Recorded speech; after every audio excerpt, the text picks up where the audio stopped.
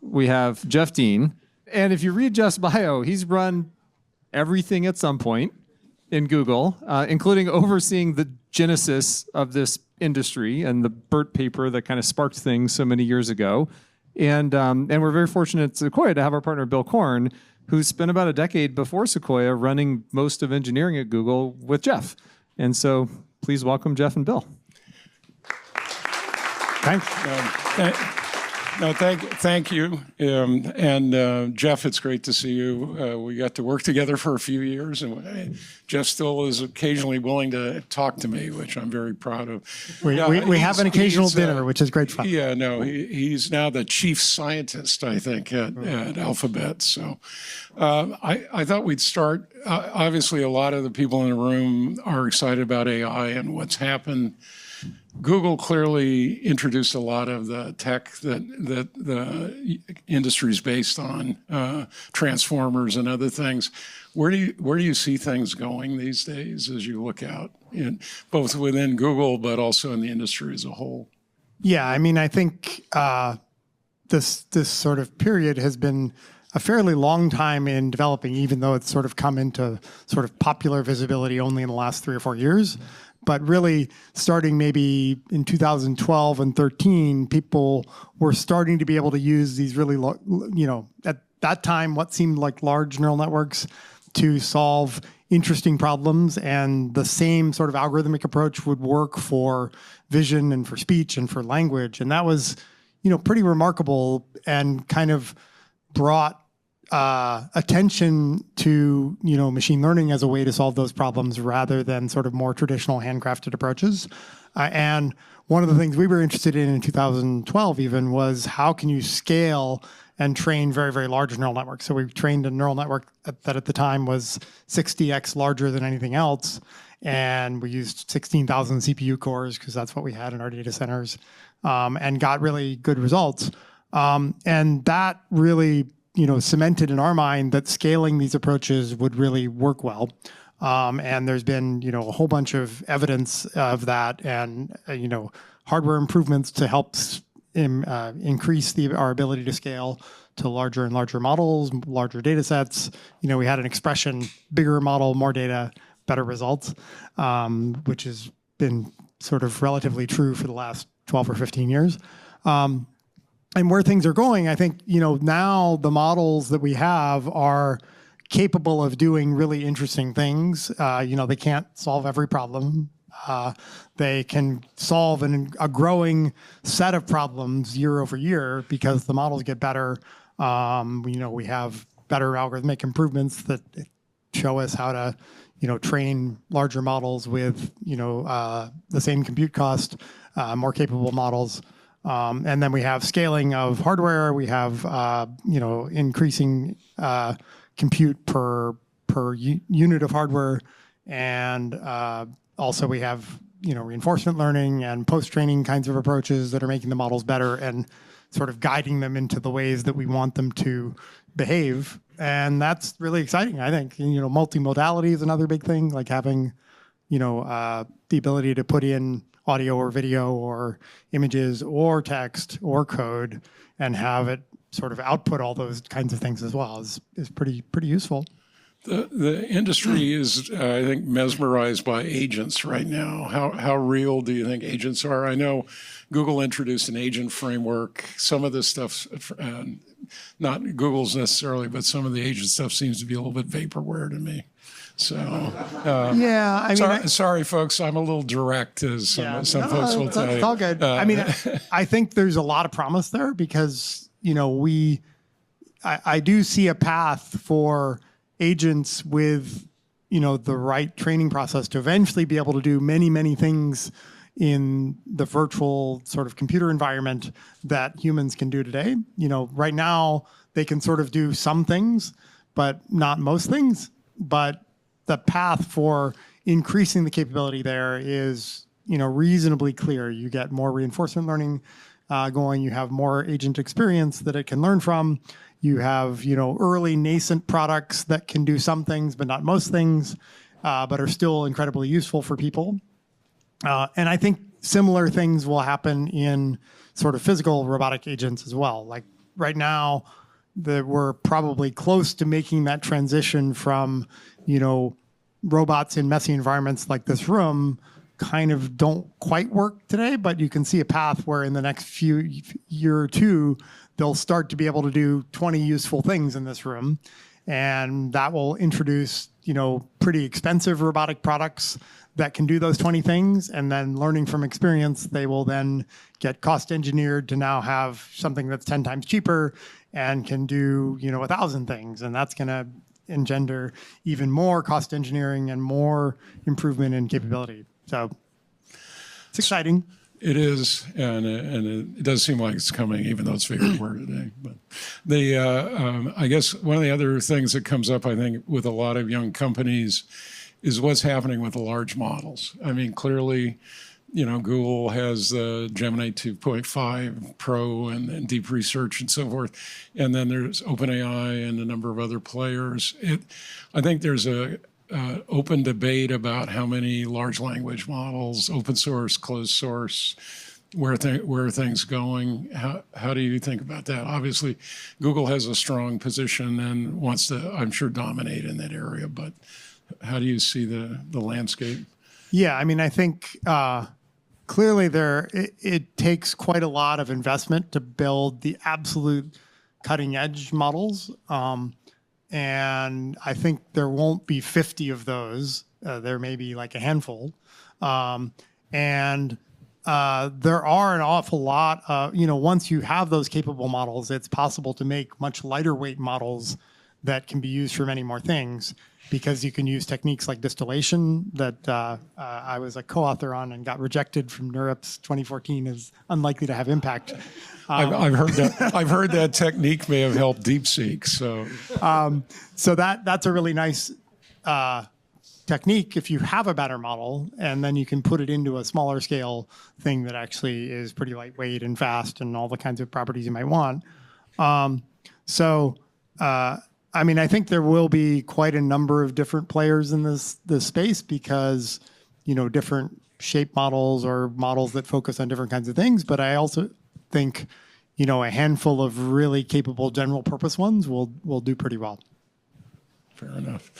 I guess hardware is the other thing that's interesting. It looks to me like every large player is building their own hardware. Obviously, Google has been very public about the TPU program, but Amazon has their own. Rumors are Meta has one.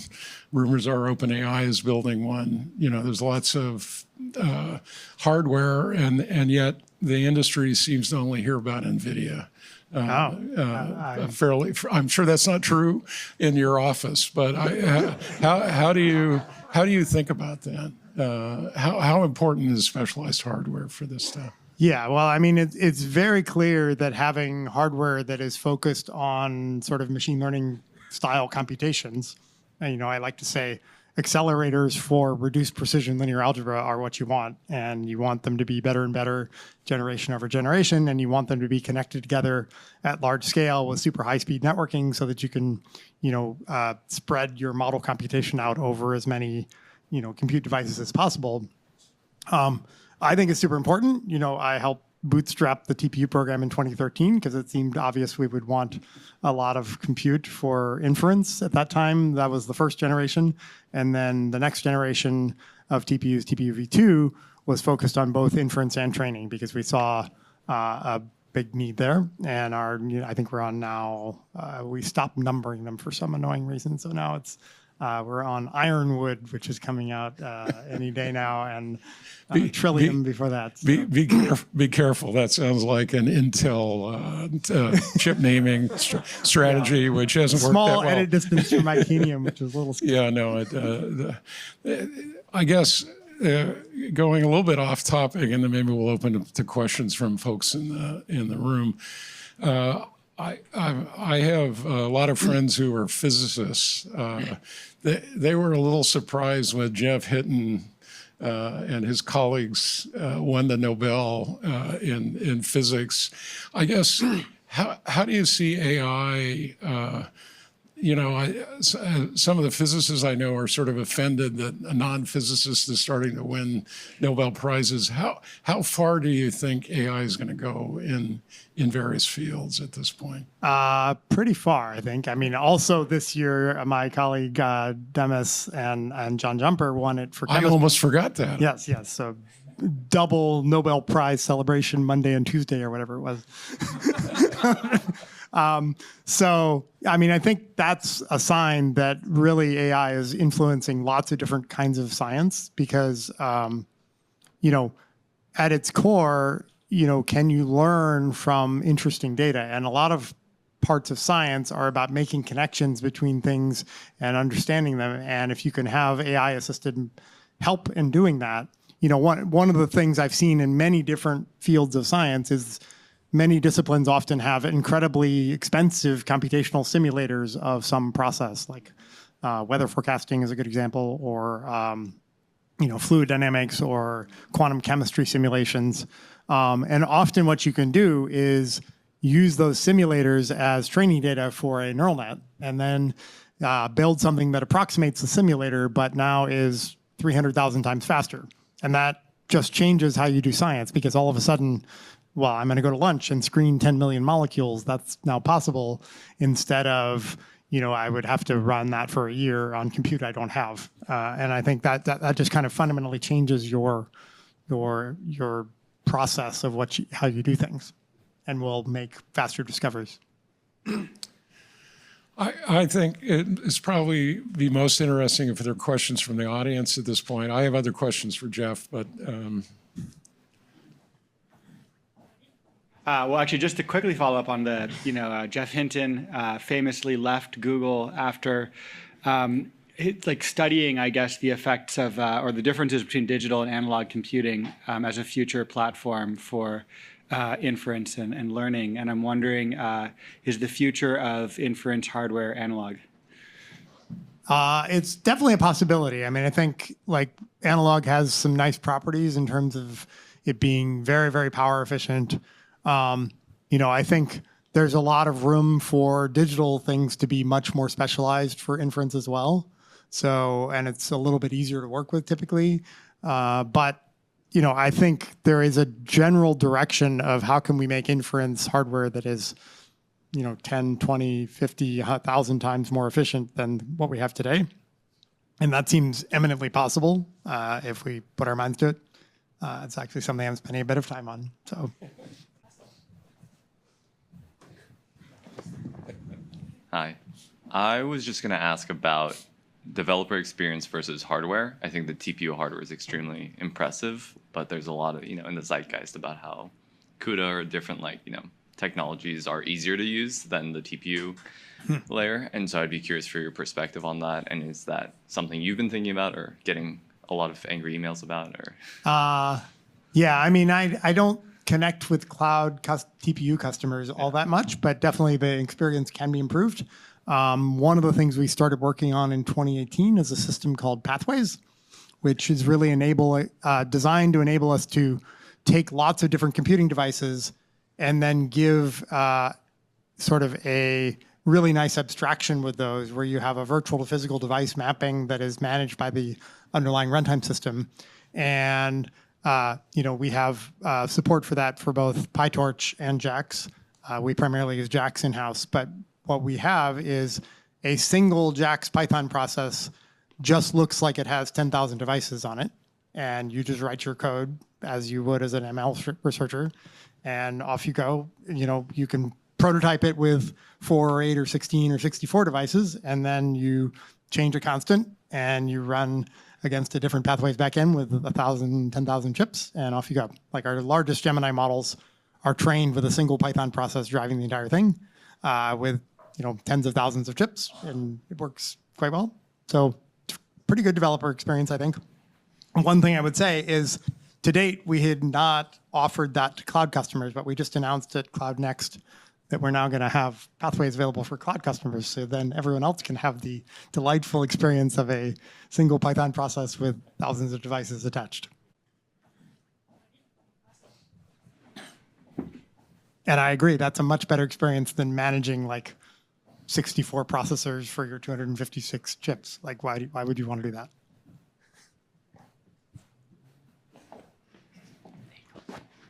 I love using the Gemini API. It would be even easier if it got one API key rather than like the Google Cloud credential setup. Do you guys have a plan to unify the Google Cloud Gemini stack with the Gemini project like setup right now that's more for testing stuff? Yeah, I think there's a bunch of streamlining that is being looked at. It's a known problem, not something I spend a lot of time on personally, but I know like Logan and others on the developer side are aware of this friction. We'd like to make it frictionless to use our models. So. Is that working? Okay. So it's an interesting time in computing. You've got the confluence of Moore's law and Dennard scaling being completely dead, with AI just scaling like crazy. You have a pretty unique position in the world of driving these supercomputers and the infrastructure that is being built. And you know like how to map the workloads onto these things, which is a unique sort of skill. What do you think the future of computing is going to look like? What is the computing infrastructure heading towards, like from an asymptotic thought experiment level?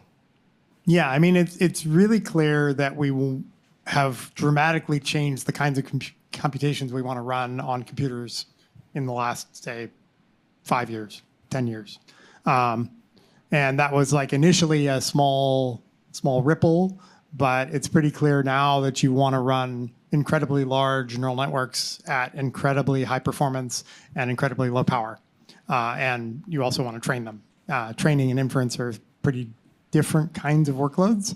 So I think it's useful to think of those two as, you probably want different solutions for the two, or somewhat specialized solutions.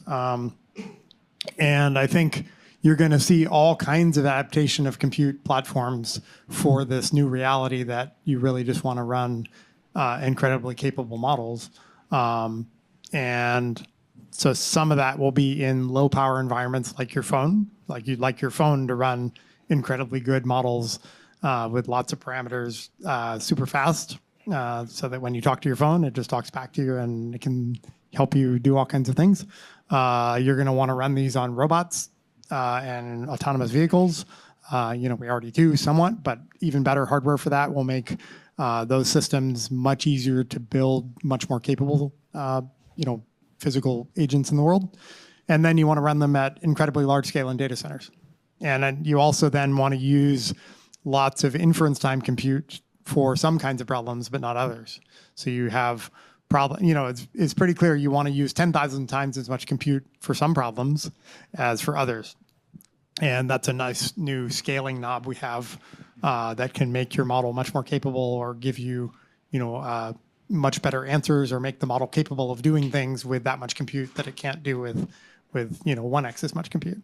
But you shouldn't spend 10,000 times as much compute on everything. So how do you make your systems work well for that? And I think that's a combination of hardware, system software, model and algorithmic tricks, distillation, all these things can help you make amazing models come to life in small compute footprints.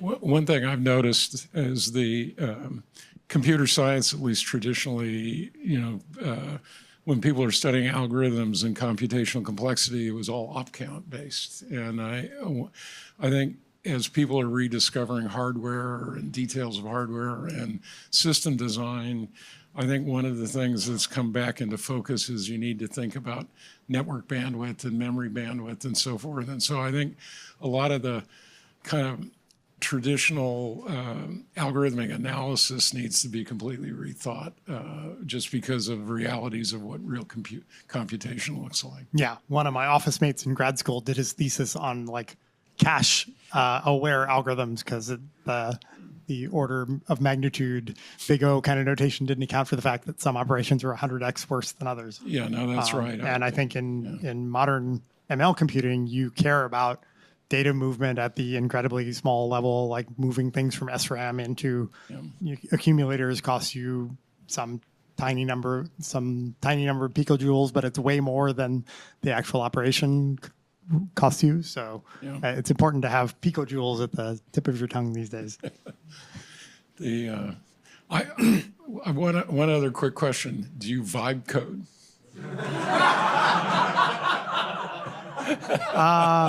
I've been trying it a little bit. It actually works surprisingly well. Yeah, I mean, we've had some nice. We have a little demo chat room. Actually, we have a lot of chat rooms. We sort of run Gemini via chat room, so I'm in like 200 chat rooms. And when I wake up and brush my teeth, I get like 9 notifications because my London colleagues are busily doing things. Like we had one where people can send out cool demos of things I've seen, and one that was particularly cool was you feed in a YouTube educational-oriented video, and the prompt is just something like, please make me an educational game that uses graphics and interactivity to help illustrate the concepts of this video.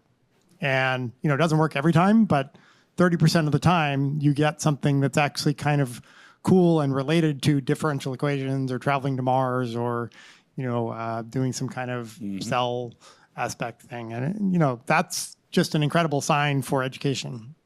Like the tools we now have and will have in the next few years really have this amazing opportunity to change the world in so many positive ways.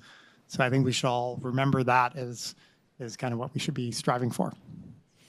Would you mind passing there and then maybe there? Yeah, I would love to hear your thoughts about the future of search, and especially given Chrome has such big distribution, right? And then especially Chrome already know the credentials like payments and then web signing credentials.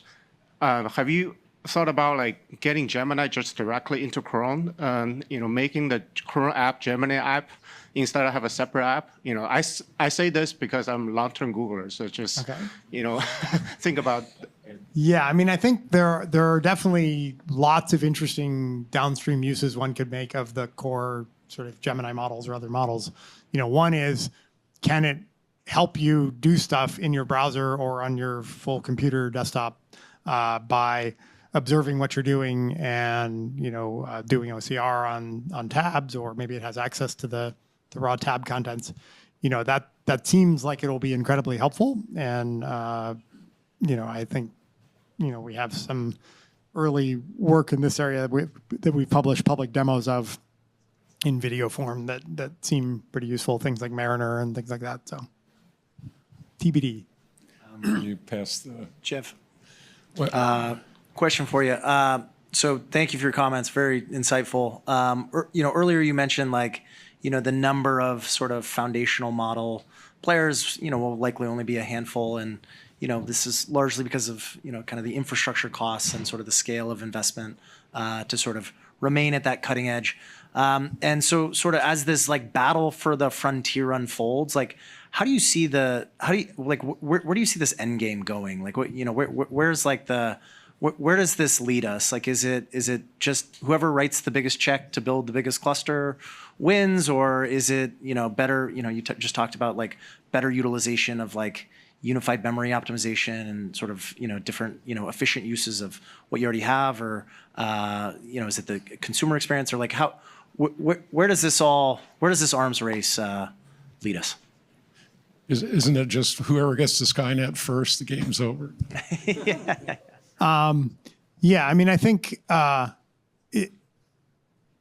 it's going to require really good, insightful algorithmic work, as well as really good systems, hardware, and infrastructure work. I don't think either one of those is more important than the other, because what we've seen in, say, our Gemini progression from generation to generation is the algorithmic improvements are as important, or maybe even more so, than the hardware improvements or the more larger amount of hardware we're putting to the problem.